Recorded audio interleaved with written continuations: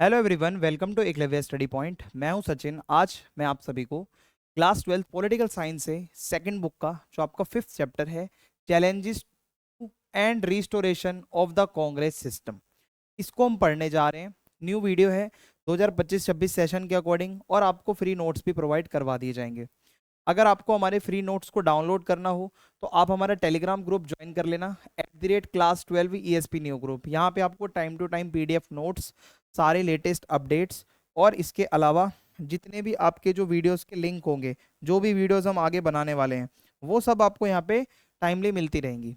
और अगर आपकी कोई भी क्वेरी होती है तो आप इंस्टाग्राम पे हमें मैसेज करके पूछ सकते हैं। यूज़र नेम आप सभी के सामने लिखा हुआ है। तो अगर आपको नोट्स पढ़ने हैं या क्विज वगैरह भी खेलना है तो आप हमारी वेबसाइट को विजिट करें, eklavyastudypoint.com। तो चलो भाई, अब हम समझते हैं कि आज का जो हमारा चैप्टर है इसके बैकग्राउंड में क्या है, क्या क्या हम इसमें पढ़ने वाले हैं। तो एक पॉलिटिकल ट्रांजिशन मैं आपको इसमें पढ़ाऊंगा कि नेहरू जी के बाद आगे के जो लीडर्स आए, तो ये जो बीच का ट्रांजिशन का पीरियड था, इसके बीच में क्या क्या हुआ। तो बैकग्राउंड कुछ इस तरीके से रहने वाला है कि आफ्टर इंडिपेंडेंस, जब हमें आज़ादी मिली, जो कांग्रेस पार्टी थी वो पॉलिटिकल मामले में बहुत डोमिनेंट थी। ठीक है, पॉलिटिकल उनका इन्फ्लुएंस बहुत ज़्यादा था, और इट हैड वाइड सपोर्ट, बहुत तगड़ी सपोर्ट थी अक्रॉस क्लासेस। सारे अलग अलग क्लास के लोग, रिलीजन के लोग कांग्रेस को बहुत सपोर्ट करते थे, और अलग अलग एरियाज के लोग। सोशल ग्रुप्स की बात करूं तो वो भी कांग्रेस को अलग अलग ग्रुप से पूरी सपोर्ट मिलती थी। तो कांग्रेस सिस्टम जो था वो बहुत सही चल रहा था 1964 तक, क्योंकि जब तक नेहरू जी कांग्रेस के साथ थे। तो जब नेहरू जी की डेथ हुई उसके बाद कांग्रेस के ऊपर क्या असर पड़ा, ये हमें समझना है। क्योंकि नेहरू जी क्या है ना, एक मेन प्लेयर थे कांग्रेस के। तो उनके जाने के बाद, उनका फेस हटने के बाद, कांग्रेस को क्या उतना ही वो मतलब जो उनका वर्चस्व था वो रह पाया या नहीं रह पाया, वो हम पढ़ेंगे। तो 1960s में कुछ चैलेंजेस आए थे इंडिया के सामने, जो कि मैं आपके सामने आज यहाँ पे डिस्कस करने वाला हूँ। सबसे पहला चैलेंज था अपोजिशन से। In the early years opposition parties were weak and divided. तो जब हमारे देश में डेमोक्रेसी शुरू हुई थी, जब इलेक्शंस वगैरह शुरू हुए थे, तो जो अपोजिशन पार्टीज होती थी वो बहुत वीक थी, नाम की होती थी। लेकिन 1960s तक आते आते अपोजिशन की यूनिटी बहुत तकड़ी होने लग रही थी, है ना। अलग अलग पार्टियां एक यूनिटी बना रही थी अगेंस्ट दी कांग्रेस। तो different opposition parties began to coordinate better against Congress. तो जितने भी अपोजिशन में लोग थे वो आपस में कोऑर्डिनेशन बनाकर कांग्रेस के अगेंस्ट काम कर रहे थे। तो this made it harder for Congress to win elections easily. तो कांग्रेस के लिए इलेक्शंस को जीत पाना इतना आसान नहीं रहने वाला था, ये आप समझ लो।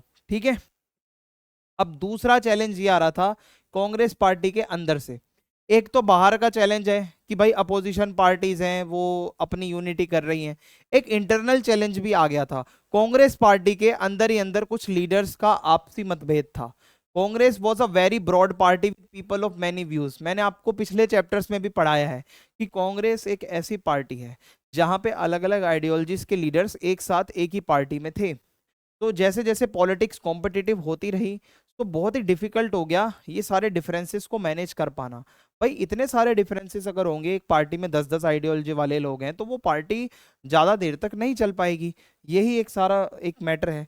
तो फैक्शंस थे, बहुत ज़्यादा इंटरनल राइवलरीज हो रही थी, इंटरनली बहुत ज़्यादा राइवलरीज हो रही थी, आप मान के चलो। ठीक है, तो इससे क्या होता है, पार्टी स्प्लिट हो गई। अंदर ही अंदर पार्टी के टुकड़े होने शुरू हो गए। जो इस आइडियोलॉजी का है भाई वो अलग हो रहा है, जो उस आइडियोलॉजी का है वो अलग हो रहा है। जैसे कि मान लो सोशलिज्म को सपोर्ट करने वाले लीडर्स का अलग ग्रुप बन गया, कैपिटलिज्म वालों का अलग बन गया, कम्युनिज्म वालों का अलग बन गया। तो इस तरीके से कांग्रेस के अंदर ही अंदर भी राइवलरीज चलने लग रही थी। ठीक है, ये तो बाहर की अभी बात ही नहीं कर रहा मैं। तो आज का जो हमारा चैप्टर जो हम पढ़ेंगे, तो उससे हमें कुछ चीजें पता चल जाएंगी कि नेहरू जी के जाने के बाद ये जो ट्रांजिशन पूरा होना था ये किस प्रकार से हुआ, कैसे हुआ, एंड कैसे अपोजिशन की यूनिटी बनी और कांग्रेस पार्टी जो है वो स्प्लिट हो गई, और कैसे उसका जो डोमिनेंस था वो कायम रहा या कायम नहीं रहा, और कैसे इंदिरा गांधी जी आई। अब यहाँ पे एक नया कैरेक्टर इंट्रोड्यूस होता है, इंदिरा गांधी जी, वो कैसे आई, और इन्हीं के टाइम पे कांग्रेस स्प्लिट हुई। दो तरीके की कांग्रेस पार्टी बन गई, कांग्रेस के दो टुकड़े हो गए। तो इंदिरा गांधी की जो कांग्रेस थी वो न्यू कांग्रेस थी। उसने क्या किया, पहले वाली से वो कितना अलग थी, ये सब हम इस चैप्टर में पढ़ेंगे। और कैसे कैसे नई पॉलिसीज आई, और कैसे कांग्रेस का जो डोमिनेंस था वो वापस से रिस्टोर हुआ, ठीक है। जो लग रहा था लोगों को डगमगाता हुआ, क्या वो डगमगाया, क्या वो रिस्टोर हुआ? ये हमारे चैप्टर के कुछ कोर क्वेश्चंस रहने वाले हैं। तो सबसे पहले मैं आपको जो पहला चैलेंज है उसको बहुत अच्छे से समझाता हूं कि नेहरू जी की डेथ के बाद जो ये पॉलिटिकल ट्रांजिशन होना था ये किस तरीके से हुआ। तो जवाहरलाल नेहरू जी जो हमारे भारत के पहले प्राइम मिनिस्टर थे, मई 1964 में इनकी डेथ हो जाती है। और वो 1 साल तक लगभग उनकी तबीयत खराब चल रही थी, ठीक है, उनकी दवाइयां चल रही थी एंड वो बेड रेस्ट पे थे। और जब उनकी डेथ हुई तो दो सबसे बड़े सवाल हमारे सामने आए। आफ्टर नेहरू हु, यानी कि नेहरू जी के बाद इस देश को, इस कांग्रेस को कौन लीड करने वाला है। और आफ्टर नेहरू व्हाट, कि इंडिया की डेमोक्रेसी रहेगी या नहीं रहेगी, क्योंकि नेहरू जी ने तो डेमोक्रेसी को बहुत अच्छे से सरवाइव करके रखा था जब तक वो पीएम थे, अच्छे से इलेक्शंस हुए, सब हुआ। क्या नेहरू जी के जाने के बाद जो आगे के लीडर्स आएंगे वो डेमोक्रेसी को बरकरार रखेंगे या नहीं रखेंगे, ये हमारा अगला सवाल था। तो अब यहाँ पे मैं आपको बताता हूँ, बहुत सारे बाहर के देशों के ऑब्जर्वर्स वगैरह डाउट कर रहे थे कि क्या नेहरू जी के जाने के बाद इंडिया अभी भी डेमोक्रेटिक रह सकता है या नहीं रह सकता। क्योंकि रीजन ये है कि बहुत से नए देशों में देखा गया है कि जो इंडिपेंडेंट कंट्रीज होती हैं, जब नया नया कोई देश बनता है तो डेमोक्रेसी ज्यादा देर तक वहां टिकती नहीं है और मिलिट्री रूल अक्सर आ जाता है। पाकिस्तान इसका एग्जाम्पल है, बांग्लादेश इसका एग्जाम्पल है, हमने बहुत अच्छे से पढ़ा भी है। तो डर ये था कि अगर इंडिया ये सक्सेशन, जो अगला लीडर सही से स्मूथली नहीं आ पाया, तो डेमोक्रेसी में तो भाई आर्मी पक्का इंटरफेयर कर सकती है पॉलिटिक्स के अंदर। अगर डेमोक्रेसी नहीं तो फिर आर्मी आ जाएगी, मिलिट्री आ जाएगी। और इसका रीजन यही है कि अक्सर नए देश होते हैं तो वो वीक होते हैं और वहां पे ये बहुत जल्दी ये सब चीजें हो जाती हैं, कूप वगैरह, ठीक है। Multiple crisis of the 1960s, तो 1960 के जमाने में, ये 1960 और 60s का जो पूरा दौर था बेसिकली, तो कुछ बड़े बड़े चैलेंजेस इंडिया फेस कर रहा था। और याद रखना, इसके लिए एक टर्म यूज की गई है, डेंजरस डिकेड।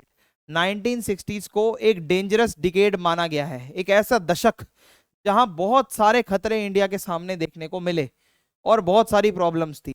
जैसे कि पोवर्टी, गरीबी बहुत थी, इनइक्वालिटी, अभी भी वो लोग जो रिच और पुअर का गैप है वो अभी भी था, तो पोवर्टी बहुत ज्यादा थी।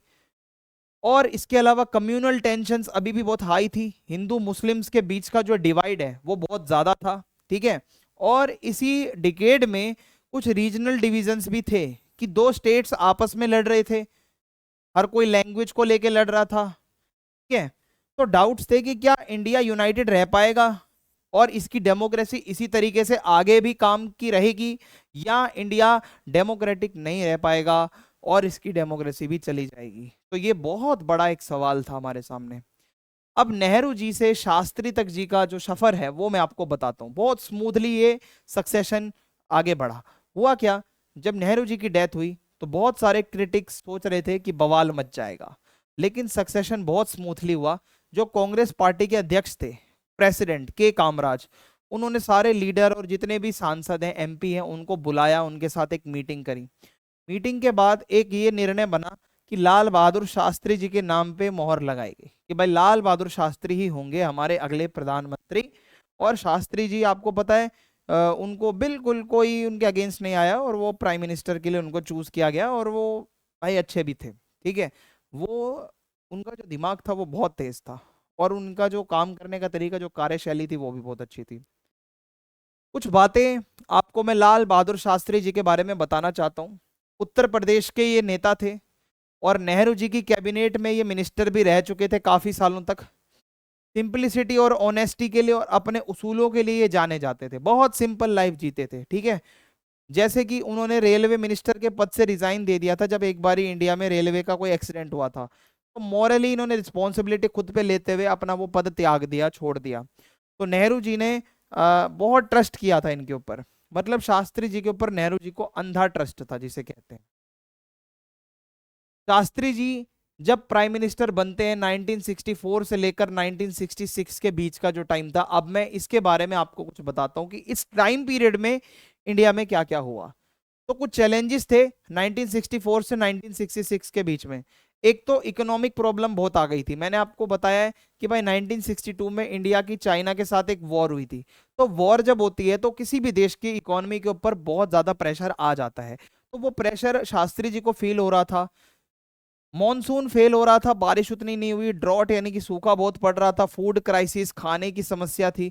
एक और वॉर छिड़ गई 1965 में। पहले ही एक वॉर से हम निकल के आए थे, हार के आए थे, फिर दूसरी वॉर आ गई, हालांकि इसमें हम जीते। लेकिन भाई पैसा तो लगता है वॉर चलाने में, कितना पैसा जाता है इकोनॉमी के ऊपर, पूरा का पूरा स्ट्रेस आ जाता है। तो अब रिस्पॉन्स क्या हुआ? तो शास्त्री जी ने एक नारा दिया, जय जवान जय किसान। यानी कि हम अपनी सिक्योरिटी को भी अच्छा रखेंगे और हम अपने किसानों के लिए भी कुछ ना कुछ काम करेंगे। तो ये एक सिंबल बन गया नेशनल रिजॉल्व और यूनिटी का। तो इन्होंने एक ऐसा नारा दिया कि भाई किसानों के लिए भी हमारी सरकार काम करेगी, और सिक्योरिटी कैसे रखनी है, हमारी जो आर्म फोर्सेस हैं उनके लिए भी शास्त्री जी कुछ ना कुछ सोचने वाले थे। अब लेकिन हुआ क्या, इनकी पॉलिसीज बहुत बड़ी बड़ी थी, लेकिन अनफॉर्चुनेटली इनकी डेथ हो जाती है।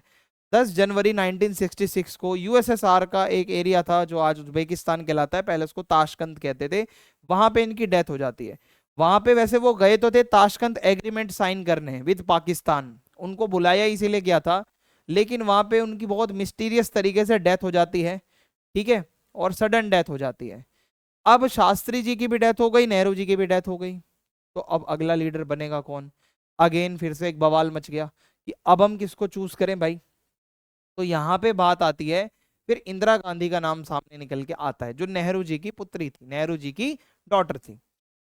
तो जब शास्त्री जी की सडन डेथ हुई 1966 में, तो कांग्रेस को दोबारा लीडरशिप का एक क्राइसिस, लीडरशिप की बहुत ज्यादा प्रॉब्लम्स फेस करनी पड़ी। तो सेकंड चैलेंज यही था सबसे बड़ा, मतलब 2 साल के अंदर अंदर ही, एक तो नेहरू जी की डेथ हो गई, वो पहला चैलेंज आया। फिर दूसरा चैलेंज आ गया कि अब शास्त्री जी की भी डेथ हो गई। तो भाई बहुत बड़ी बात थी अपने आप में। तो अब यहाँ पे मैं आपको बताऊं कि जब शास्त्री जी की डेथ हुई ना, अब इसके बाद अगला नाम किसका फाइनल किया जाए, तो इसके लिए दो नाम बहुत ज्यादा निकल के आ रहे थे।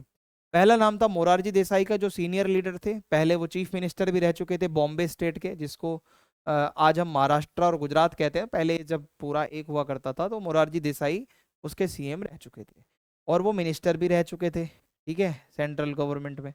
तो एक तो भाई ये दावेदारी पेश कर रहे थे अपनी कि हाँ भाई मैं कंटेस्ट करना चाहता हूँ, मेरे पास एक्सपीरियंस है। इंदिरा गांधी जी जवाहरलाल नेहरू जी की बेटी थी, और ये कांग्रेस की प्रेसिडेंट भी रह चुकी थी, और यूनियन मिनिस्टर भी रह चुकी थी शास्त्री जी की कैबिनेट में, जो इससे पहले वाला जो टर्म चल रहा था। तो भाई एक्सपीरियंस तो इनके पास भी था थोड़ा बहुत, पर मोरारजी देसाई से थोड़ा सा कम एक्सपीरियंस था तो सही पर कम था। अब कॉन्टेस्ट पूरा स्टार्ट होता है। पार्टी के जो सीनियर्स थे उन्होंने डिसाइड किया कि हम इंदिरा गांधी को सपोर्ट करेंगे। मैं आपको बताऊं, इन्होंने ये सोचा था कि उसको, इंदिरा गांधी को हम अपनी पपेट बनाएंगे, जैसा हम बोलेंगे वो वैसा करेंगे, पर मोरारजी वैसा नहीं करेंगे। तो एक secret ballot was held among Congress MPs, एक सीक्रेट वोटिंग करवाई गई कि भाई देखो किसको बनाना है। तो इंदिरा गांधी जीत जाती है, 2/3 मेजोरिटी थी, जितने भी एमपीज थे वो चाहते थे इंदिरा गांधी को पीएम बनते हुए देखना। तो एक बहुत पीसफुल ट्रांजिशन ऑफ पावर होना था, even with intense competition, competition बहुत इंटेंस था। एक तरफ मोरारजी देसाई, एक तरफ इंदिरा गांधी, तो बीच का जो कंपटीशन है वो बहुत तकड़ा था। और ये दिखाता है कि हमारी जो इंडियन डेमोक्रेसी है उसकी स्ट्रेंथ, कि एक लीडर चला भी जाए तो भी डेमोक्रेसी नहीं रुकनी चाहिए, ये देश रहना चाहिए। इंडिया ने प्रूव किया कि it could handle leadership changes without military और अथॉरिटेरियन इंटरवेंशन। तो इससे हमने एक चीज दुनिया को दिखा दी, भले ही हमारे पीएम की डेथ हो जाए, पर इसका ये मतलब नहीं है कि हम मिलिट्री रूल ले आएंगे इंडिया में, या हम अथॉरिटेरियन तानाशाही ले आएंगे। हमारे इंडिया में डेमोक्रेसी बरकरार रहती है, चाहे लीडर्स की डेथ क्यों ना हो जाए, अगला लीडर तैयार रहता है। तो इंदिरा गांधी जी को कुछ चैलेंजेस फेस करने पड़े जब वो सबसे पहले प्राइम मिनिस्टर बनती हैं। ठीक है, अब देखो भाई, अब वो प्राइम मिनिस्टर बनती है। Indira Gandhi had long political exposure but limited administrative experience. Politically तो वो बहुत एक्टिव थी, रहती थी जुड़ी हुई अपने पिताजी से भी, लेकिन वो उतना एक्सपीरियंस एडमिनिस्ट्रेशन का उनको शायद उतना नहीं था, एडमिनिस्ट्रेटिव एक्सपीरियंस। तो वो मिनिस्टर रह चुकी थी शास्त्री जी के टाइम पे, लेकिन बहुत शॉर्ट टाइम पीरियड के लिए, कोई इतना बड़ा कार्यकाल नहीं चला था शास्त्री जी का। तो सीनियर कांग्रेस लीडर्स तो उनको सपोर्ट कर रहे थे, क्योंकि उनको तो ये लग रहा था कि ये लड़की छोटी है, एक्सपीरियंस कम है, ये हर काम में हमसे सलाह लेगी, हमारी पपट की तरह काम करेगी। तो क्यों ना हम इसी को ही अगले पीएम के लिए देखें। ठीक है, अब देखो चैलेंज ये आए कि जब वो पीएम बनी तो उनको कांग्रेस पार्टी को लीड करना था अगले लोकसभा इलेक्शंस में। ठीक है, इलेक्शंस आने वाले थे, लेकिन इसी टाइम पीरियड पे इंडिया की जो सिचुएशन थी, इकोनॉमिक सिचुएशन, वो बहुत खराब थी। एक तो इन्फ्लेशन रेट बढ़ रहा था हर चीज का, महंगाई, फूड शॉर्टेज, खाने की कमी, और जनरल इकोनॉमिक क्राइसिस। लोग गरीब बहुत हो रहे थे, लोगों के वेलफेयर के लिए कोई पॉलिसीज, ठोस पॉलिसीज अभी तक नहीं आई थी। तो ये इनके लिए बहुत अर्ली चैलेंजेस थे। फिर इंदिरा गांधी जी ने इसका भी रिस्पॉन्स दिया, इंदिरा गांधी जी ने इसका भी जवाब दिया। और इनका जवाब क्या था कि ये भाई इन्होंने सीनियर लीडर से ना पूछते हुए कुछ चीजें इन्होंने खुद काम करने की कोशिश करी, और इन्होंने took steps to gain control of the party. इन्होंने कुछ ऐसे कदम उठाए जिससे ये बड़े नेताओं को अपने मुट्ठी में रखना चाहती थी, खुद उनकी कठपुतली नहीं बनना चाहती थी। वो प्रूव करना चाहती थी कि मेरे अंदर भी लीडरशिप स्किल्स हैं, मेरे को इंडिपेंडेंस चाहिए, मुझे आपसे हर चीज पूछने की जरूरत नहीं है, मैं कुछ डिसीजंस ऐसे हैं जो मैं खुद भी ले सकती हूँ, ऐसा इन्होंने बोला।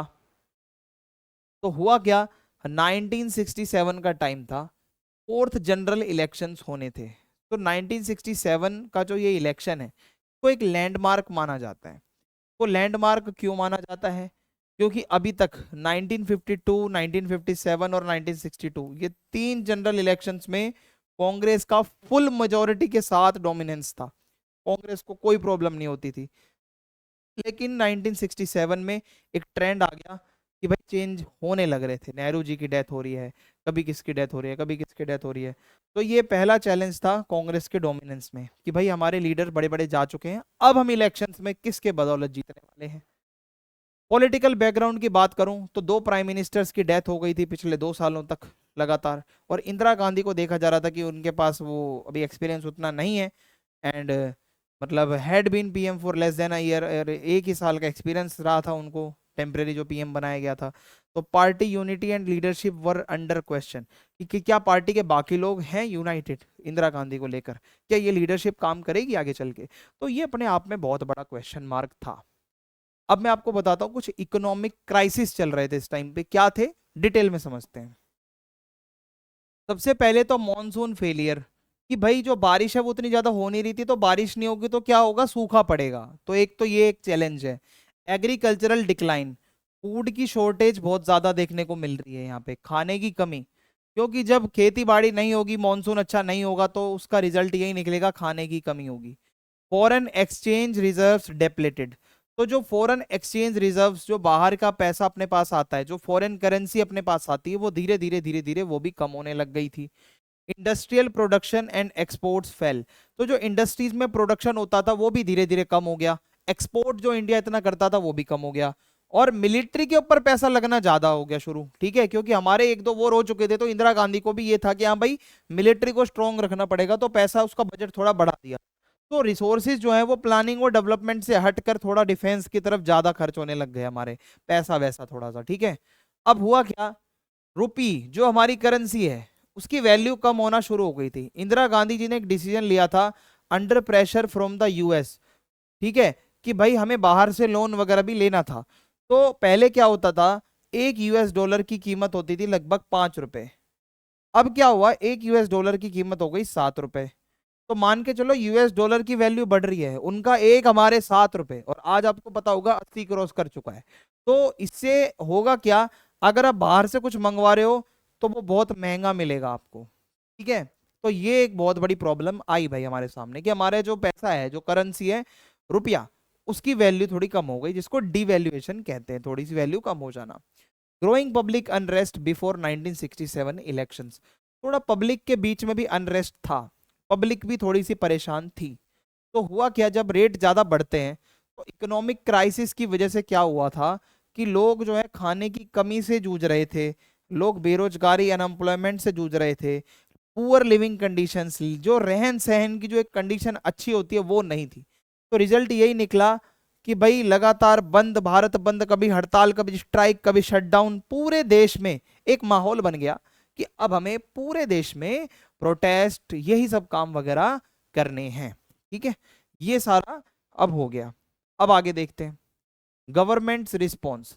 अब ये सारी चीजों को देखते हुए गवर्नमेंट क्या करेगी भाई, गवर्नमेंट भी तो कुछ रिस्पॉन्स देगी, गवर्नमेंट क्या करेगी। तो हुआ क्या, government treated protest as law and order problem not as people's genuine grievances. तो गवर्नमेंट को लग रहा था ये जो लोग रोज रोज प्रोटेस्ट कर रहे हैं ये लॉ एंड ऑर्डर के लिए एक प्रॉब्लम है।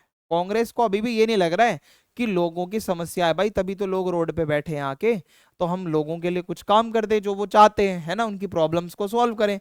तो अब जब वो सॉल्व नहीं करेंगे तो लोग और ज्यादा एंग्री हो जाएंगे, गुस्सा हो जाएंगे, थोड़े खटास आ जाएगी लोगों के मन में कि यार कांग्रेस तो पार्टी हमारे साइड में है ही नहीं। तो डिससेटिस्फेक्शन बहुत ज्यादा बढ़ जाएगा। जो कांग्रेस पार्टी से लोग पहले सेटिस्फाइड रहते थे अब वो डिससेटिस्फेक्शन में बदल गया, ठीक है, लोगों का गुस्सा आ गया। अब यहाँ पे देखो लेफ्टिस्ट पार्टीज इस टाइम पे एक्टिव हो रही थी बहुत ज्यादा, इलेक्शन जब नजदीक आते हैं तो बहुत सारी पार्टियां एक्टिव होती हैं। तो कुछ कम्युनिस्ट और सोशल पार्टीज थी, ठीक है, सोशलिस्ट पार्टी, वो लड़ रही थी सोशल और इकोनॉमिक इक्वालिटी के लिए, वो चाहती थी गरीबों के लिए कुछ काम करे सरकार और वो हम कर सकते हैं। तो एक ग्रुप था, ठीक है, एक ग्रुप था सीपीआईएम से अलग होकर सीपीआई बना था, मार्क्सिस्ट लेनिनिस्ट पार्टी। तो उन्होंने क्या करा कि हथियार उठाकर कुछ ऐसे स्ट्रगल करे किसानों के लिए आवाज उठाते हुए, गरीबों के लिए आवाज उठाते हुए, जो कि नोटिसेबल थे। और लगातार इन्होंने पीजेंट्स को इकट्ठा करके एक मतलब वो प्रोटेस्ट वगैरह करी, मूवमेंट्स वगैरह चलाई किसानों को जोड़कर, वो भी आर्म्ड स्ट्रगल्स, ठीक है, वॉयलेंस के साथ, हथियार वगैरह उठा के। अब होता क्या, कम्युनल वॉयलेंस हो गई। यही वो पीरियड था जब हिंदू मुस्लिमों के बीच में बहुत ज्यादा दंगे होने लग रहे थे वापस से, ठीक है। तो बहुत तगड़ा दंगा हुआ था इस टाइम पे इंडिपेंडेंस के बाद में, क्योंकि आपको पता है कि भाई हिंदू मुस्लिम दो ऐसी कौम्स हैं जो आपस में लड़ते ही रहते हैं शुरू से ही, जब से हमें पार्टीशन का वो दर्द मिला है तो लगातार लड़ाइयाँ लड़ाइयाँ लड़ाइयाँ चलती रहती हैं इंडिया में। तो हुआ क्या, अब यहाँ पे एक टर्म आती है और आप इसको बहुत ध्यान से सुनना, ध्यान से समझना, इस टर्म का मतलब है नॉन कांग्रेसिज्म। तो नॉन कांग्रेसिज्म का मतलब होता है कांग्रेस नहीं आएगी तो जितना भी अपोजिशन था वो अब एक्शन में आएगा, यानी कि कांग्रेस के अपोजिशन में जितने भी लोग होंगे उन्होंने क्या करा, वो प्रोटेस्ट वगैरह करने लगे, ठीक है। ये जो रेट बढ़ रहा था, ये जो खाने की कमी हो रही थी, ये जो बेरोजगारी वगैरह चल रही है, तो ऐसे में ये सब चीजों को देखते हुए, ये सब चीजों को देखते हुए लोगों ने सभी को एकजुट करा और अपनी प्रोटेस्ट वगैरह करवानी शुरू कर दी और लगातार गवर्नमेंट के ऊपर प्रेशर बनाया, ठीक है, कि मतलब भाई ये ऐसा लोग की समस्या है इसको सुनो। और अपनी मूवमेंट जो थी, जितने भी जो अपोजिशन पार्टीज थी, बहुत अच्छे से वो अपनी मूवमेंट्स को आगे बढ़ा रहे थे अगेंस्ट द कांग्रेस, ठीक है। तो अब हुआ क्या, अब एक प्रॉब्लम आ गई। टिल नाउ कांग्रेस लगातार जीतती थी क्योंकि अपोजिशन की पार्टियां वीक होती थी, ठीक है, उनके लिए जीतना बहुत आसान होता था क्योंकि अपोजिशन वीक था।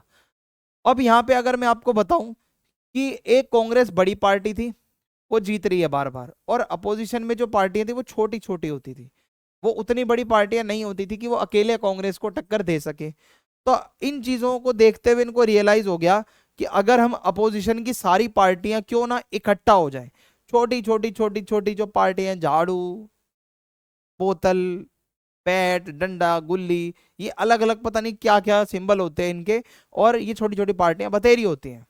तो इन्होंने सोचा यार एक आइडिया लगाया, क्यों ना हम सारे लोग मिल जाएं और लड़ें आके अगेंस्ट दी कांग्रेस। सिमिलर अभी हुआ था नरेंद्र मोदी जी के अगेंस्ट, इंडिया गठबंधन बना था, सारे के सारे लोग इकट्ठा हो गए थे, सारे अपोजिशन बीजेपी के, फिर भी नहीं हरा पाए मोदी जी को। तो ऐसा ही उस टाइम पे भी हुआ था, कांग्रेस को हराने के लिए सारे के सारे अपोजिशन वाले एक हो जाते हैं और वो फिर भी नहीं हारती।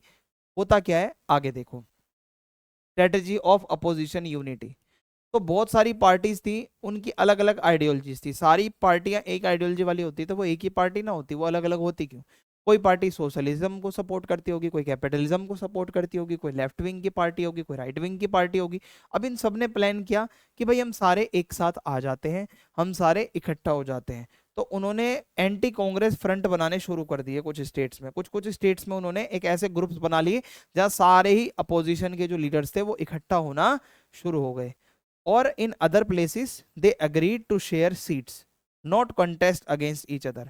इन्होंने बोला कि हम एक दूसरे के खिलाफ नहीं खड़े होंगे, हम सीट शेयरिंग कर लेंगे, ठीक है, हमें कोई लालच नहीं रखनी है, बस कांग्रेस को हटाना हमारा मकसद होना चाहिए।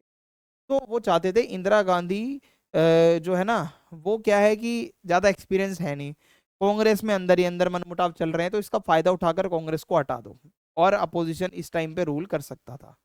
हुआ क्या, यहाँ पे एक लीडर है, इनका रोल बहुत बड़ा था इसमें, राम मनोहर लोहिया। तो एक सोशलिज्म को मानने वाले लीडर थे राम मनोहर लोहिया। उन्होंने एक नाम दिया नॉन कांग्रेसिज्म इस पूरी स्ट्रेटेजी को, कि भाई आप सारे लोग इकट्ठा हो जाओ कांग्रेस के अगेंस्ट। उन्होंने बोला कि भाई कांग्रेस का जो रूल है वो डेमोक्रेटिक कतई भी नहीं है, ये डेमोक्रेसी के से कोई काम नहीं करते, और कांग्रेस जो है वो गरीब लोगों के और आम जनता के खिलाफ है। कांग्रेस सिर्फ बड़े बड़े इंडस्ट्रियलिस्ट लोगों को सपोर्ट करती है। तो अगर हम सारे नॉन कांग्रेस पार्टियां इकट्ठी हो जाएंगी, ये बहुत जरूरी है। हमें डेमोक्रेसी को वापस से अगर रिस्टोर करना है, हमें देश को सही रास्ते पे लेकर चलना है, तो कांग्रेस को हटाना पड़ेगा। ऐसी बात राम मनोहर लोहिया जी कहते हैं। अब यहाँ पे टाइम आता है फोर्थ जनरल इलेक्शंस का, फोर्थ जनरल इलेक्शंस, ठीक है। तो जब मैंने आपको बताया पहले 3 जनरल इलेक्शंस तो कांग्रेस ने बहुत प्यार से जीते थे, कोई दिक्कत ही नहीं आई थी कांग्रेस को जीतने में। अब लेकिन जो चौथे वाला जनरल इलेक्शन था, ये थोड़ा सा टफ था जीत पाना, और ये जो है इलेक्शन हुआ था 1967 में, और लोकसभा प्लस स्टेट असेंबलीज दोनों का एक साथ करवा दिया गया था। लोकसभा से आप पीएम बनाते हो, स्टेट असेंबली से आप सीएम बनाते हो। तो सबसे पहले first elections for Congress without Nehru leadership, ये कांग्रेस पार्टी के लिए पहली बार आजाद भारत के वो इलेक्शंस थे जिसमें जो है नेहरू जी नहीं थे, क्योंकि उनकी डेथ हो गई थी। तो पूरा का पूरा जो वातावरण बना हुआ था, जो एटमॉस्फेयर बना हुआ था, वो था कांग्रेस के एंटी, क्योंकि महंगाई बहुत ज्यादा थी। दूसरा, नॉन कांग्रेसिज्म की थ्योरी यहाँ काम कर रही थी, सारे के सारे जो अपोजिशन वाले हैं वो एक हो चुके थे। तो कांग्रेस के लिए बहुत टफ होने वाला था यहाँ पे सीट्स निकाल पाना। तो अब रिजल्ट आया, कांग्रेस को मेजोरिटी मिल गई, मेजोरिटी मिल गई, लेकिन एक चीज याद रखना, बहुत कम। 1952 से जितने इलेक्शंस हुए थे उसमें अभी जो मेजोरिटी मिली है वो बहुत कम थी। उनका वोट शेयर गिर गया, जो वोट शेयरिंग पहले होती थी उनको ज्यादा वोट्स मिल रहे थे, वो थोड़े थोड़े जगहों से कम हो गए। और ये देखा गया एक पॉलिटिकल अर्थक्वेक के रूप में, कि एक भूकंप सा आ जाता है ना, सब हिल जाता है। तो समझ लो कांग्रेस की दुनिया हिल गई ये चीजें देख के, कि भाई हाँ, एटमॉस्फेयर जो था वो हमारे एंटी बन रहा था, और ये जो सारी चीजें हो रही हैं ये बहुत ही गलत हो रही हैं। जीत तो जाओगे, मेजोरिटी भी आ जाएगी, पर ये तो दिख रहा है ना आपको कि आपकी वैल्यू कम हो रही है ना, आपकी वोट शेयरिंग कम हो रही है। एक बहुत बड़ी हार, कुछ नेता ऐसे थे जो बहुत गंदे तरीके से हारे। Half of Indira Gandhi cabinet minister, जो उसकी कैबिनेट के आधे से ज्यादा नेता थे, मंत्री, वो हार गए। सीनियर कांग्रेस लीडर्स, के कामराज तमिलनाडु से हार गए। ठीक है भाई, मैं आपको दिखाऊं, जो येलो कलर में आपको दिख रहा है वो जगह थी जहां कांग्रेस जीत रही है। रेड कलर में वो जगह है कांग्रेस डिज नॉट गेट मेजोरिटी। ठीक है, मतलब लाल कलर में पंजाब, राजस्थान, दिल्ली, उत्तर प्रदेश, बिहार, वेस्ट बंगाल, उड़ीसा, तमिलनाडु, केरला, गोवा, ये ऐसी जगहें थी जहां पे इनके नेता हार गए। तो के कामराज तमिलनाडु से हार गए, एस के पाटिल महाराष्ट्र से हार गए, अतुल्य घोष वेस्ट बंगाल से हार गए, के बी सहाय बिहार से हार गए। तो इनके नेता जो खुद कैबिनेट में मेन मेन नेता थे वो भी हारने लग रहे हैं। ठीक है, ये एक अर्थ को एक नहीं है तो क्या है। 1967 का इलेक्शन जो हुआ था, स्टेट लेवल पे क्या रिजल्ट रहा, ये तो मैंने आपको जनरल इलेक्शन का रिजल्ट बताया। तो कांग्रेस की मेजोरिटी चली गई 7 स्टेट्स में, 7 सीएम जो कांग्रेस के हुआ करते थे वो हट गए और दूसरी पार्टियां जीत गई। इन 2 more states defections prevented it from forming the government। कुछ और जगहों पे क्या हुआ, कुछ लोगों ने पार्टियां अपनी अदला बदली कर ली। तो टोटल 9 स्टेट्स ऐसे थे जो कांग्रेस के कंट्रोल से जा चुके थे। ये अपने आप में बहुत बड़ी बात होती है, 9 स्टेट हार जाना। ऐसी पार्टी जो हमेशा जीतती आ रही है, हमेशा जीतती आ रही है, वो एकदम से 9 स्टेट्स हार जाए तो भाई ये बात हजम तो नहीं होगी।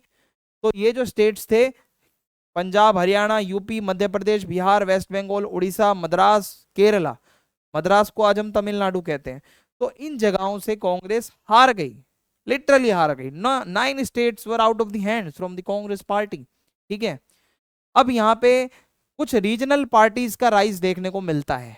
तो कौन जीत रहा है यहाँ पे, मद्रास की बात करूं, तमिलनाडु की, तो द्रविड़ मुनेत्र कचगम, जिसको डीएमके कहा जाता है, आपने बहुत बारी न्यूज में नाम सुना होगा, डीएमके डीएमके, वो क्लियर मेजोरिटी के साथ अपना एरिया जीत गई।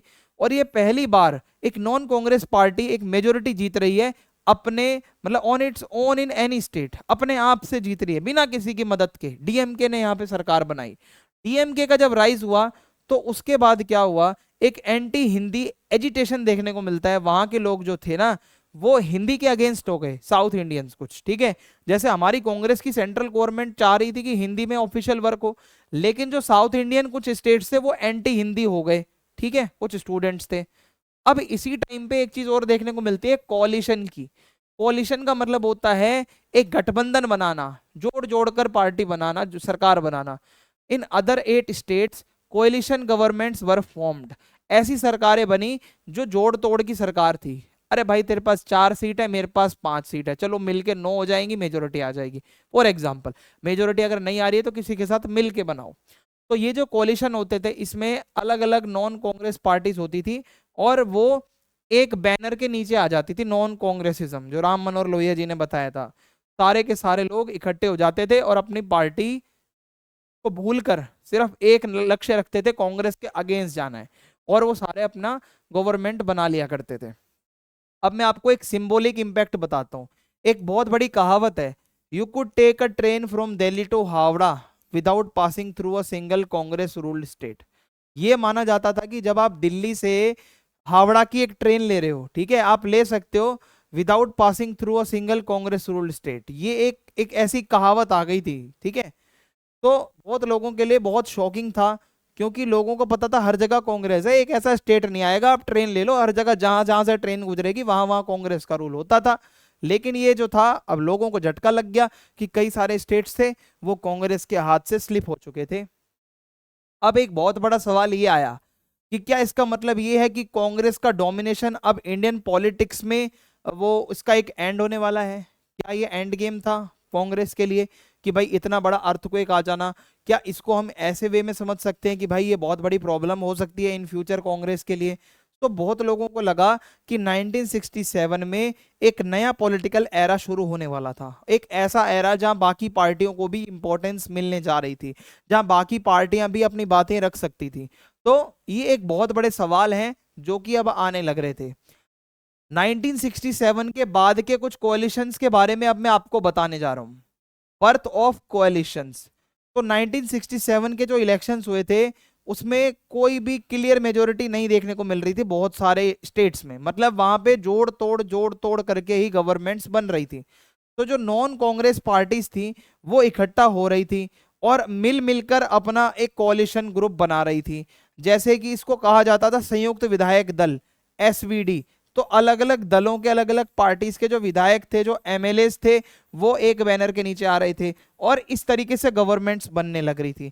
तो ये जो गवर्नमेंट्स होती थी इसको एसवीडी गवर्नमेंट कहा जाता था, संयुक्त विधायक दल गवर्नमेंट्स, ठीक है। एक ऐसी गवर्नमेंट जहां पर अलग अलग पार्टी के, छोटी छोटी पार्टी के जो विधायक हैं वो मिलकर उस स्टेट में अपनी गवर्नमेंट बनाने जा रहे थे। अब मैं आपको बताता हूं ये जो कोalition होता था इसका नेचर कैसा होता था, क्या ये सस्टेनेबल होता था?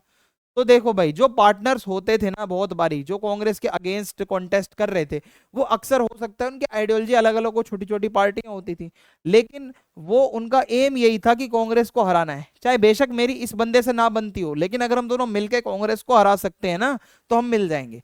ये नेचर होता था कोalitions का। फॉर एग्जाम्पल, बिहार के अंदर क्या हुआ, सोशलिस्ट पार्टीज थी, एसएसपी और पीएसपी, और सीपीआई थी जिसमें लेफ्ट विंग का ये पूरा एक वो है ना, कम्युनिस्ट पार्टी है। जनसंघ था जो राइट विंग की पार्टी है। ये इतनी अलग अलग आइडियोलॉजीज हैं, लेकिन ये सारे साथ मिलकर काम कर रहे हैं कांग्रेस के अगेंस्ट। राइट विंग और लेफ्ट विंग एक हो गया, सोचो भाई कितनी बड़ी बात है अपने आप में। कैपिटलिज्म सोशलिज्म मिलके एक पार्टी को हराने के पीछे पड़ गया। पंजाब के अंदर एक पॉपुलर यूनाइटेड फ्रंट बना था, दो राइवल अकाली दल ग्रुप्स थे, संत ग्रुप और मास्टर ग्रुप, दोनों जुड़ गए। दो कम्युनिस्ट पार्टीज थी, सीपीआई और सीपीआईएम, जो अलग अलग हो गई थी वो जुड़ गई। सोशलिस्ट पार्टी, रिपब्लिकन पार्टी, भारतीय जनसंघ, सारे के सारे पंजाब में इकट्ठा हो गए अगेंस्ट दी कांग्रेस, कांग्रेस को हराने के पीछे पड़ गए। अब इतनी पार्टियां अगर कांग्रेस को हराने के पीछे पड़ेंगी तो कांग्रेस तो हारनी है वहां पे, उस स्टेट में कांग्रेस कहां से बचेगी?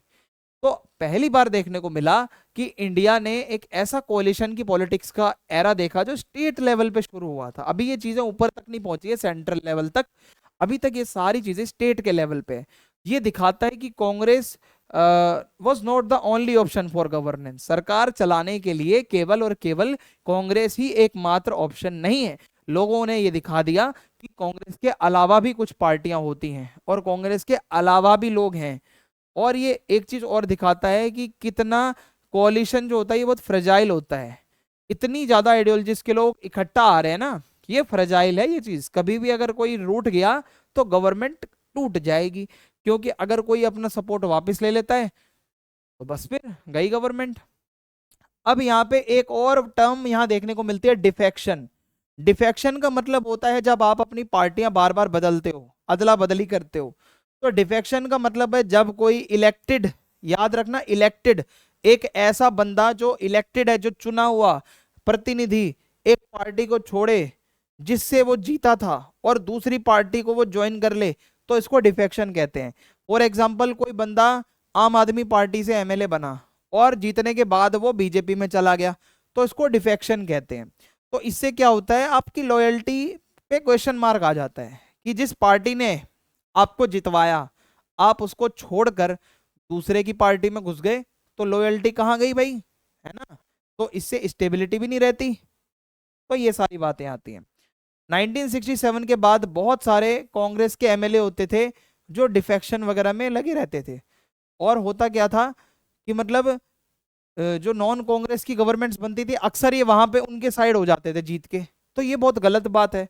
जैसे डिफेक्शन का बहुत बड़ा रोल था हरियाणा, एमपी और यूपी के इलेक्शंस में। भाई एंटी कांग्रेस पार्टी है, किसी को बहला फुसला कर अपनी साइड बुला लिया कांग्रेस के जीते हुए एमएलए को, लो भाई आ गया उनके पास सपोर्ट एमएलए का, बन गया वो आपकी पार्टी का मेंबर। तो ये बहुत गंदी चीज है। तो इससे पॉलिटिकल इनस्टेबिलिटी को बढ़ावा मिलता है। Governments were often made and unmade due to shifting loyalties. तो जब आप लॉयल नहीं रहोगे, कभी गवर्नमेंट बन जाएगी, कभी किसी की गवर्नमेंट गिर भी जाएगी। बहुत ही बेकार चीज है, क्योंकि एमएलएज लगातार आयाराम गयाराम वाला सीन करते रहते हैं, कभी इधर कभी उधर, कभी इधर कभी उधर, ये चलता ही रहता है अपने पर्सनल फायदे के लिए।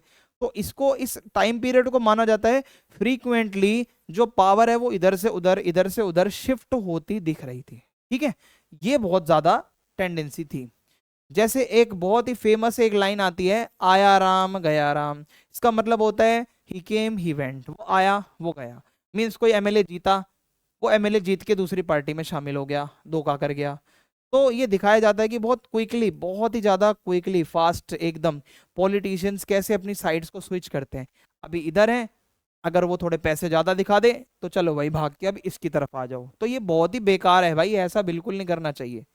अब एक एक और यहाँ पे आता है topic, split in Congress. Congress party का ऑफिशियली बंटवारा हो गया दो पार्ट में। कैसे हुआ देखो भाई, सिचुएशन ऐसी थी कि कांग्रेस पावर में तो थी लेकिन उसकी मेजोरिटी धीरे धीरे कम हो रही थी, बहुत सारे स्टेट्स उसके हाथ से निकल गए थे। इलेक्शंस ने दिखा दिया कि कांग्रेस को हराया भी जा सकता है। ठीक है, ऐसा नहीं है कांग्रेस भगवान से वरदान लेकर आई है कि भाई कांग्रेस को कोई हरा नहीं सकता। तो ये पता चल गया कि भाई कांग्रेस को हराया भी जा सकता है, कोई बड़ी बात नहीं है। तो ये भी दिख गया कि अपोजिशन में जो कोलिशंस बन रहे हैं वो भी अनस्टेबल हैं, बहुत सारे कोलिशंस कोलैप्स भी हो जाते हैं। मतलब सरकारें बनती हैं जोड़ तोड़ से, लेकिन वो सरकारें टूट भी जाती हैं, लॉयल्टी नहीं रहती जब वहां पे। अब यहाँ पे एक वर्ड आता है सिंडिकेट। अगर आपसे कोई पूछता है सिंडिकेट का मतलब क्या होता है, तो इतना याद रखना, सिंडिकेट वर्ड का मतलब होता है कि जो कांग्रेस के पुराने पुराने धुरंधर सीनियर नेता थे उनका एक अलग ग्रुप था, उसी को ग्रुप को सिंडिकेट कहा जाता था। पावरफुल लीडर्स, के कामराज, एस के पाटिल, अतुल्य घोष, एन संजीव रेड्डी, ये कुछ फेमस नाम हैं। यही लोग मिलकर सिंडिकेट नाम से ये पूरा ग्रुप चलाते थे। और इन्होंने ही इंश्योर किया था कि इंदिरा गांधी को पीएम बनाना है। इनकी सपोर्ट नहीं होती तो शायद इंदिरा गांधी पीएम भी ना बन पाती। तो इनको चाहिए था कि इंदिरा गांधी जो है इन्हीं के ऊपर डिपेंड रहे, इन्हीं का कंट्रोल रहे इंदिरा गांधी के ऊपर। पर इंदिरा गांधी किसी की सुनने वाली थी? इंदिरा गांधी ने बिल्कुल नहीं सुनी इनकी। तो इंदिरा गांधी क्या कहती है, वो अपनी इंडिपेंडेंस की बातें कर रही हैं। वो कह रही हैं कि मैं क्यों आपकी सुनूं, मेरे को जो अच्छा लगेगा मैं वो करूंगी। वो अपना खुद के उनके एडवाइजर होते थे, कई एडवाइजर कांग्रेस पार्टी के बाहर के भी थे उनके पास अपने। और धीरे धीरे उन्होंने सिंडिकेट के नेता को साइड लाइन करना शुरू कर दिया, आप पीछे हटो, मैं देख लूंगी, मैं पीएम हूं, मैं अपना काम कर लूंगी। दिखाता है कि she would not be a weak puppet PM as the syndicate had imagine. Syndicate ने तो यही इमेजिन किया था, भाई वीक होगी, कठपुतली होगी, हमारे अकॉर्डिंगली काम करेगी, है ना। उन्होंने तो यही सोचा था, पर ये तो उल्टा हो गया मामला। तो इंदिरा गांधी की स्ट्रेटेजी क्या थी 1967 के बाद? दो चैलेंज थे। सबसे पहले तो वो खुद को सिंडिकेट के कंट्रोल से आजाद करना चाहती थी, वो चाहती नहीं थी सिंडिकेट के अंडर काम करूं। दूसरा चैलेंज था कि वो कांग्रेस की जो ये मेजोरिटी जा रही थी अलग अलग जगहों से, ये इलेक्शन के रिजल्ट आने के बाद, वो मेजोरिटी को वापस से लाना, रीस्टोर करना, कांग्रेस को वापस से एक बड़ी पार्टी बनाना। तो ये इनके सामने प्लान था। स्ट्रेटेजी इन्होंने ये बताई, turn a power struggle into an ideological struggle. यानी कि इन्होंने एक पावर के जो स्ट्रगल को एक आइडियोलॉजी के स्ट्रगल में बदल दिया। इन्होंने अपनी पॉलिसीज को पूरा लेफ्टिस्ट थोड़ा बना दिया। पुअर, गरीबों के लिए काम करना, वेलफेयर का काम करना, सोशलिस्ट थोड़ी सी ये बन गई। और इन्होंने अपनी आइडियोलॉजी ही पूरी अलग कर दी पहले से। तो इन्होंने एक 10 सूत्री कार्यक्रम चलाया जिसको कहा जाता है 10 पॉइंट प्रोग्राम 1967।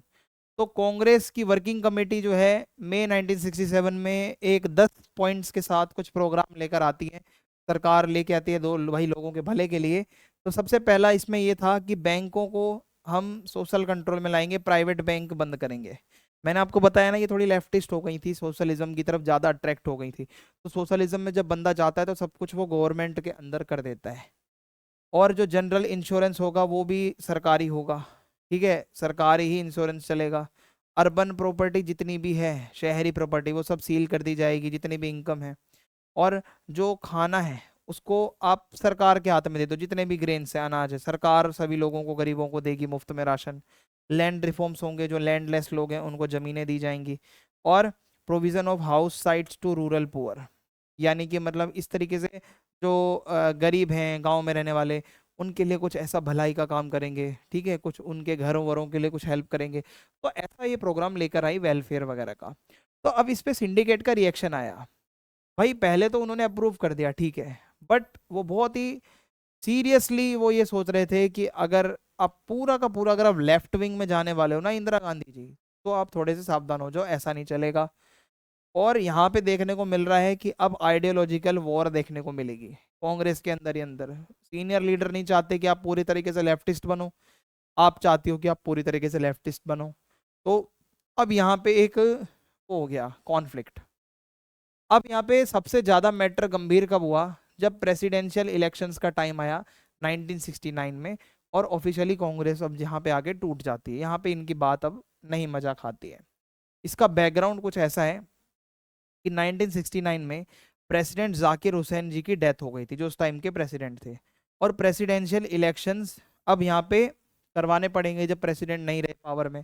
तो इंदिरा गांधी और सिंडिकेट की राइवलरी खुलकर यहाँ पे लोगों के सामने देखने को मिलती है। हुआ क्या, मैं आपको बताता हूँ। तो थोड़ा खुल के राइवलरी सामने आई।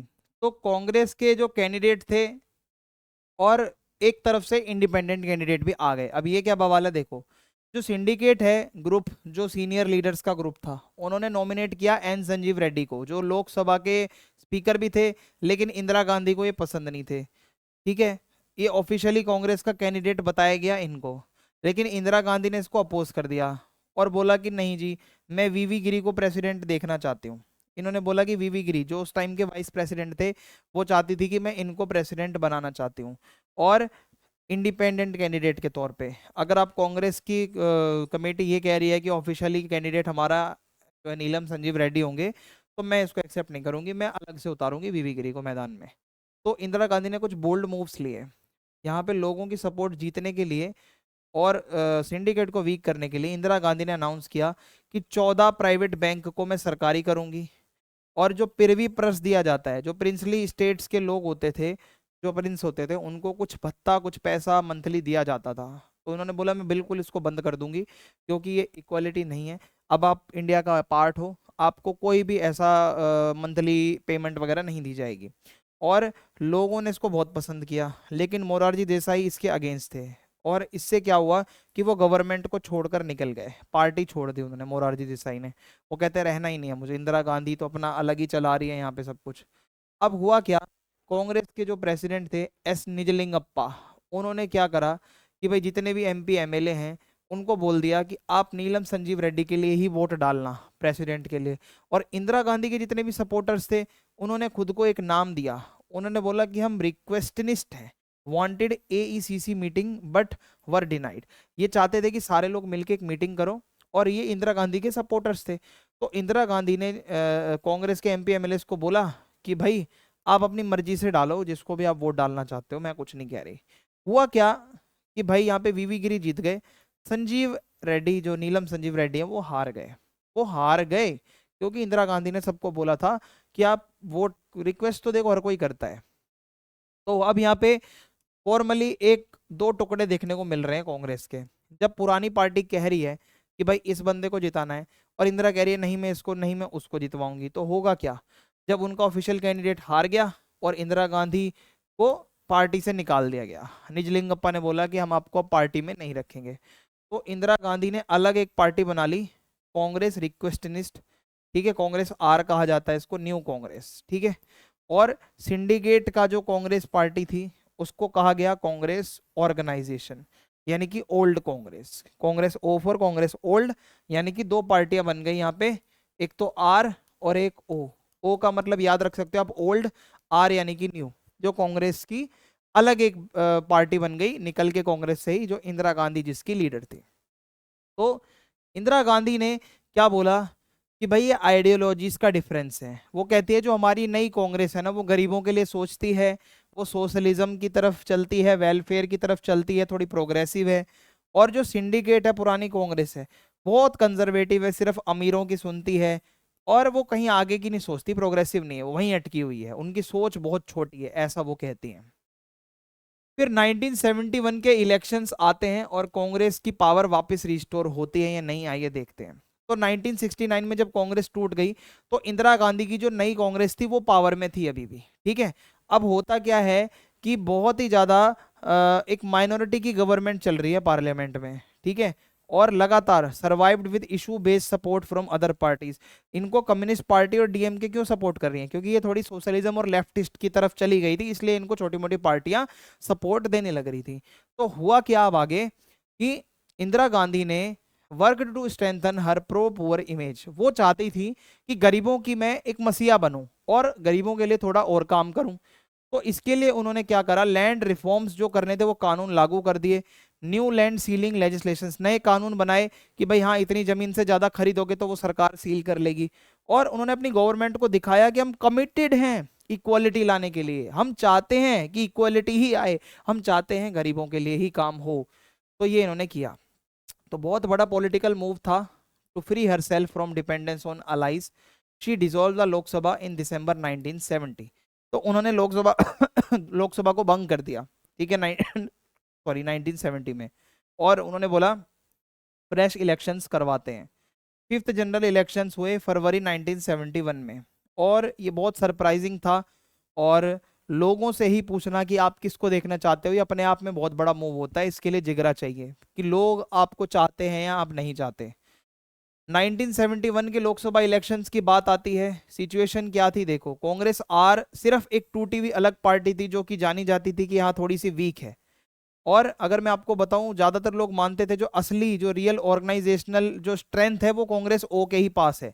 सिंडिकेट जो पुराने लीडर्स हैं, सभी का विश्वास ये था कि वो ही कांग्रेस को जितवाएंगे, पुरानी ही कांग्रेस अगली सरकार बनाएगी। और इंदिरा गांधी को माना जा रहा था कि इनको ये नुकसान पहुंचेगा, ये डिसएडवांटेज होगा उनके लिए, ऐसा देखा जा रहा था। तो अब एक ग्रैंड अलायंस नाम से एक यहाँ पे टॉपिक आता है। जितनी भी अपोजिशन पार्टी थी वो इकट्ठा हो गई इंदिरा गांधी को हराने के लिए। इसको कहा गया ग्रैंड अलायंस, यानी कि पीएम के इलेक्शंस में इनको हराने के लिए सब इकट्ठा हो गए। इसमें संयुक्त सोशलिस्ट पार्टी, प्रजा सोशलिस्ट पार्टी, भारतीय जनसंघ, स्वतंत्र पार्टी, भारतीय क्रांति दल, ये सारे लोग इकट्ठा हो गए और इन्होंने एक नारा दिया, इंदिरा हटाओ। तो ये सारे एक ही एम के साथ आए थे, इंदिरा को हटाना है, हमें जीतना है, इंदिरा को हटाना है, हमें जीतना है। अब इंदिरा गांधी भी थी तो भाई बहुत शार्प, तो उन्होंने भी कुछ बताया। इंदिरा गांधी ने बोला कि भाई हमारा इशू है, हम एक पॉजिटिव स्लोगन बनाते हैं, ये मुझे हटाना चाहते हैं, मैं लोगों को बोलूंगी कि ये मुझे हटा रहे हैं, मैं गरीबी को हटाऊंगी। तो इन्होंने बोला गरीबी हटाओ। इन्होंने प्रॉमिस करा कि मैं सरकारी चीजों को अच्छा कर दूंगी। ठीक है, सीलिंग करूंगी। ठीक है, ceilings on rural land holdings and urban property. जो भी मतलब शहरों में ज्यादा बड़े बड़े धन्ना सेठ बने बैठे हैं, उनकी सारी जमीनें मैं सील कर दूंगी। और reduce income and opportunity inequalities, जो ये भेदभाव इतना हो रखा है, इनकम कम है किसी की ज्यादा है, मैं इस भेदभाव को कम कर दूंगी। और जो प्रिंसेस को, जो बड़े बड़े राजा महाराजाओं को प्रिविलेज जितने भी मिलते हैं, जो भी उनको फायदा मिल रहा है बड़े बड़े रिच लोगों को, वो फायदा रोक दूंगी, सारा फायदा गरीबों को दूंगी। तो मेरा एक ही स्लोगन है, गरीबी हटाओ, गरीबी हटाओ। ठीक है, तो अब ये क्या हुआ, ये पुअर लोगों पे फोकस करेगी जब, तो इससे क्या होगा कि भाई targeted support from poor and disadvantaged groups. तो जो लोगों को फायदा नहीं मिलता उन्होंने तो भाई फुल सपोर्ट दी। जिनके पास लैंड नहीं है, मजदूरी करते हैं, जो दलित आदिवासी हैं, जो माइनॉरिटीज हैं, जो विमेन हैं, जो अनएम्प्लॉयड बेरोजगार युवा है, सारे के सारे इंदिरा गांधी के साथ चल पड़े कि चलिए जी हम आपके साथ हैं। तो एक स्ट्रेटजी थी ये, अपोजिशन का एजेंडा इंदिरा हटाओ, इंदिरा का एजेंडा गरीबी हटाओ। तो अपने आप में एक साइकोलॉजिकल भी वो बनता है कि यार ये तो पावर के लिए नहीं लड़ रही, गरीबी के लिए लड़ रही है। तो उनकी एक इंडिपेंडेंट एक सपोर्ट बेस बन गया, सिर्फ वो सिंडिकेट पे अब निर्भर नहीं थी। तो आउटकम क्या निकला, कांग्रेस आर को बहुत बड़ी विक्ट्री मिलती है यहाँ पे। रिजल्ट्स बहुत हिस्टोरिक थे और ड्रामेटिक थे। कांग्रेस आर और सीपीआई ने मिलकर अलायंस बनाया था, 375 सीट्स जीती, लगभग 48.4% वोट्स इनको मिले। और कांग्रेस आर ने अकेले ने 352 सीट जीती थी, ठीक है। Best ever performance by Congress compare to first 4 general elections. अगर पिछले इलेक्शन से कंपेयर करें तो अब तक की सबसे बेस्ट परफॉर्मेंस इंदिरा गांधी ने दी कांग्रेस की तरफ से। कांग्रेस ओ हार गई, 1/4 भी वोट नहीं मिले इंदिरा गांधी के कंपैरिजन में, सिर्फ 16 सीट जीती। पुरानी सोचो, दिग्गजों वाली पार्टी हार गई भाई, और बहुत ही कम वोट मिले। और जो ग्रैंड अलायंस बना था, मिला जुला कर उनको 60 सीटों से भी कम सीट मिली। तो बहुत बड़ा फेलियर था कांग्रेस यहाँ पे, इंदिरा गांधी वाली जीत गई। तो इंदिरा गांधी का डोमिनेंस शुरू हो गया। जब जीती इंदिरा गांधी तो वो असली कांग्रेस बन गई फिर, और एक डोमिनेट जो वो करती थी कांग्रेस पार्टी वो वापस से करने लगी। अब इंदिरा गांधी को एक अनडिस्प्यूटेड लीडर मान लिया गया, कोई इनको हरा ही नहीं सकता है, किसी में दम तो हरा के दिखा दो, है ना। ये इनकी इमेज सामने आ गई। अब 1971 के जस्ट बाद क्या हुआ, एक बहुत बड़ा संकट इंदिरा गांधी के सामने आया। यहाँ पे वेस्ट पाकिस्तान था, यहाँ पे ईस्ट पाकिस्तान था, जो अब बांग्लादेश है। तो संकट ये आया जैसे इलेक्शंस हुए, एक बहुत बड़ा क्राइसिस आ गया ईस्ट पाकिस्तान में। वहाँ इसकी वजह से इंडिया पाकिस्तान की वॉर छिड़ गई, ठीक है, 71 में इंदिरा गांधी के टाइम पे। और रिजल्ट ही निकला, इंदिरा गांधी ने भी फैसला ले लिया था बांग्लादेश बना के रहूंगी, ईस्ट पाकिस्तान को आज़ाद कराऊंगी। तो इससे इंदिरा गांधी की पॉपुलैरिटी और ज़्यादा बढ़ गई और ज़्यादा वो फेमस हो गई। फिर 1972 में स्टेट इलेक्शंस हुए। जब कांग्रेस आर सेंट्रल लेवल पर जीतती है तो उसका कुछ असर तो स्टेट में भी होना चाहिए। तो भाई लगभग सभी स्टेट्स में कांग्रेस की पावर वापस आ गई, जीत गई। और लगभग जितने भी पुअर, माइनॉरिटी, यूथ, विमेन, दलित, आदिवासी, जो ये समुदाय के लोग होते हैं, इन्होंने तो अंधा सपोर्ट किया है इंदिरा गांधी को, मान के चलो पूरा सपोर्ट। तो कांग्रेस का जो डोमिनेंस है वो वापस आ गया विद 2 कंसेक्यूटिव विंस। एक तो सेंट्रल लेवल पे जीत हुई 1971 में, फिर स्टेट लेवल पे जीत हुई 1972 में। तो इंदिरा गांधी ने कांग्रेस का डोमिनेंस वापस से रिस्टोर किया। अपोजिशन वीक हो गया, बिल्कुल इरिलेवेंट हो गया। 4 सालों के अंदर अंदर इंदिरा गांधी जो है भाई, उन्होंने इतनी प्रॉब्लम देखी थी, कांग्रेस का स्प्लिट देखा था, अपोजिशन की यूनिटी देखी थी, इकोनॉमिक क्राइसिस देखे थे, इंटरनल पार्टी के अंदर अंदर जो पॉलिटिक्स चल रही थी वो भी देखी थी। पर इन सब के बावजूद उन्होंने ये इलेक्शंस जीते और कांग्रेस को आगे बढ़ाया। अब हुआ क्या, Indira Gandhi did not revive the old Congress system of Nehru's era, instead she री इन्वेंटेड द पार्टी। तो उन्होंने कोई पुराना वाला सिस्टम नहीं दोबारा लागू किया, उन्होंने अपनी पार्टी को ही दोबारा से इन्वेंट किया था। ये उनकी खुद की जीत थी। तो Congress was still popular and dominant but it had a different character. अब कांग्रेस वापस से पॉपुलर हो गई, डोमिनेंट हो गई, बट कैरेक्टर बदल गया। अब कैरेक्टर है इंदिरा गांधी। तो अब जो इंदिरा गांधी की कांग्रेस थी वो मेनली पॉपुलैरिटी जो उनको मिली वो इंदिरा गांधी की वजह से मिली, ठीक है। और लेकिन इतना स्ट्रॉन्ग वो ग्रास रूट लेवल पे भी नहीं हो पाए थे। पार्टी के अंदर जो फैक्शंस होते हैं, factions with in the party were fewer, ज्यादा मतभेद नहीं थे पार्टी के अंदर जो नेता होते हैं उनके बीच में। और जो सोशल ग्रुप्स कुछ थे, जैसे कि जो गरीब लोग हैं, विमेन, दलित, आदिवासी और माइनॉरिटीज, इनकी तरफ से सपोर्ट ज्यादा मिला हुआ था। तो ये इसकी नई पार्टी का पूरा हिसाब किताब है। थोड़े से फर्क अगर मैं आपको बताऊं, जो पुरानी कांग्रेस थी उसमें फैक्शंस बहुत होते थे, तो टेंशन और कॉन्फ्लिक्ट भी ज्यादा थी। तो एक तरीके से आप मान के चलो सारे एक साथ रह रहे हैं, system of accommodation kind of.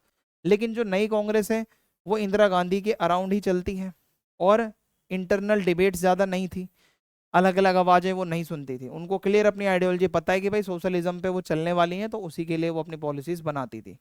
तो कॉन्सिक्वेंसेस यही हुए, कांग्रेस का डोमिनेंस तो वापस आया सॉरी, लेकिन बहुत अलग तरीके से आया। इंदिरा गांधी ने एक ऐसी अथॉरिटी बनाई, अब इनको कोई यहाँ से हिला नहीं सकता था। और अगर मैं आपको बताऊं, less room for diverse aspirations with in the Congress. पहले कांग्रेस के अंदर ही अंदर अलग अलग आइडियोलॉजीज के लोग होते थे, अब वो सिस्टम इंदिरा गांधी के टाइम के बाद खत्म हो गया, ठीक है।